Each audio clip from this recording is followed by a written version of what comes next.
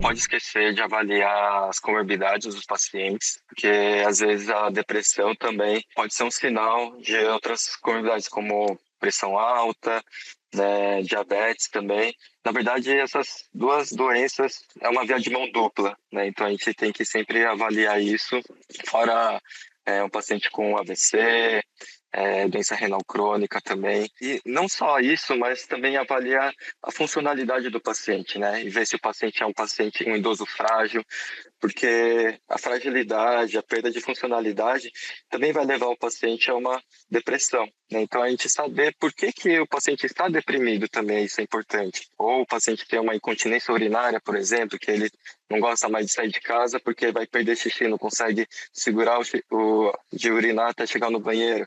Ele vai ficar deprimido, né? Vai se isolar também.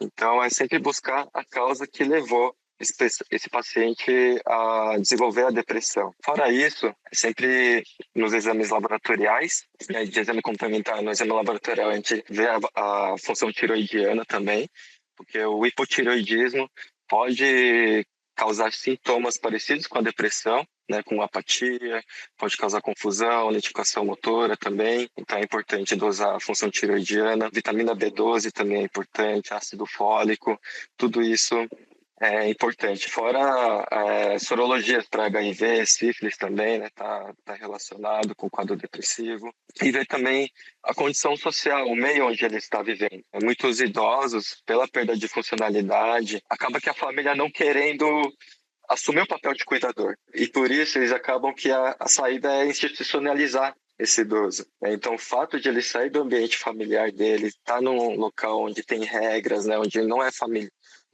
familiar para ele, isso também pode levar à depressão e também agravar o quadro, né, depressivo. É importante isso, né, a gente avaliou e também avaliar a demência, né, se o paciente está abrindo o quadro de demência pela depressão. Caso tenha uma suspeita disso, aí sim, recomendado um exame de imagem, uma tomografia ou ressonância para ver se tem alteração do córtex, né? Perfeito, perfeito. E já emendando nessa sua resposta aí, então, quer dizer, você disse o que a gente precisa pedir, o que não dá para a gente esquecer de jeito nenhum antes de a gente começar um tratamento, né? Quer dizer, não dá para... Claro que assim, na prática, né? Principalmente na prática do SUS, às vezes você já começa um tratamento e pede os exames, né? Porque você não vai ter tempo, né?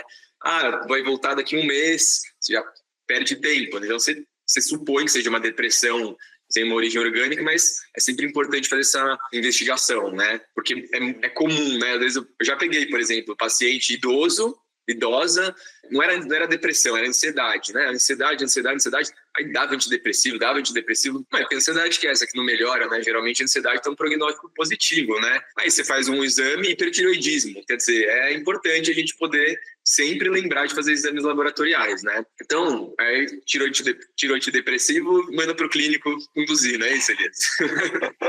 Então tá, ó, eu trouxe para vocês aqui um slide para a gente conversar sobre a questão da demência e versus depressão, tá? Imaginando um cenário em que o paciente dicotômico, né? Ou o paciente tem uma coisa ou tem outra. Quais são as características, né, de um quadro que fala mais a favor de um quadro depressivo versus de um quadro demencial? Então vamos lá, essa tabelinha aqui é legal. Então, por exemplo, como que o paciente que tem uma demência, ele reage diante de um declínio funcional cognitivo? Vamos supor, o que eu quero dizer com isso? Está com prejuízo da cognição, da memória, da atenção, né, da funcionalidade. De repente você pergunta para ele, poxa, como é que você está se sentindo com isso? Aí o paciente demenciado vai se mostrar meio indiferente, assim, a situação. Não, tá tudo bem, não tem nada, tá tudo certo. Desconversa. Já o paciente depressivo, ele vai demonstrar uma preocupação, ou até ele vai ampliar isso, né?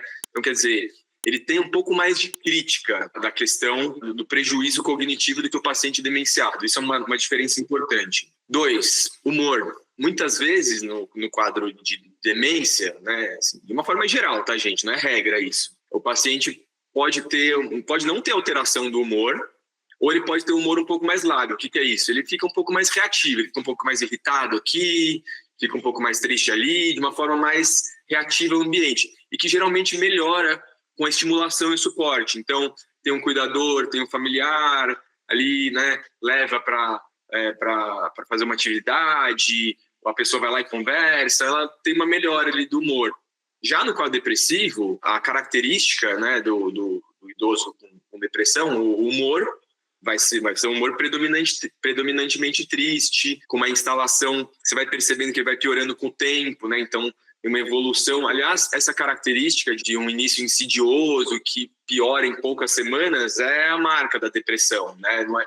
Que demência que é essa que começa em poucas semanas, assim, evolui tão rápido? Até existem aí algumas coisas, mas assim, a gente precisa pensar em quadro depressivo. Interesse e iniciativa, né? O paciente ele vai perdendo gradualmente o interesse ao longo de bastante tempo e geralmente não tem queixa de tristeza. Já o paciente com depressão ele vai ter uma característica mais subaguda, né? Então, em poucas semanas. Comportamento alimentar e peso. Normalmente, o paciente tem uma perda mais lenta do peso, se isso houver. Em casos de um aumento do peso, a gente precisa pensar em demência frontotemporal, que aí é uma outra história, né, completamente diferente. No quadro depressivo, o paciente vai ter mudanças mais subagudas. O sono também. Na demência, tem uma característica mais lenta, mais gradual. Ou o paciente tem uma característica de acordar mais à noite, ou de ficar mais sonolento durante o dia. Já no quadro depressivo, isso costuma aparecer ao longo de algumas poucas semanas. Agitação psicomotora. O paciente também, né, tem de uma forma mais gradual. E aquela característica de piorar no final do dia. Já pacientes com depressão, eles geralmente têm um quadro pior pela manhã, tá certo? Lentificação psicomotora, que é uma das marcas aí da depressão nessa faixa etária. Ela vai ter uma instalação subaguda também.